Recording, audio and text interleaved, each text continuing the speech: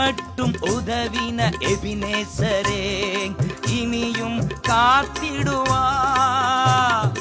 இம்மட்டும் உதவின எபினேசரே இனியும் காத்திடுவா.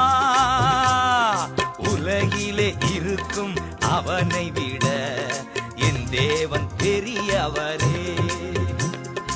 உலகிலே இருக்கும் அவனை விட என் தேவன் பெரியவரே.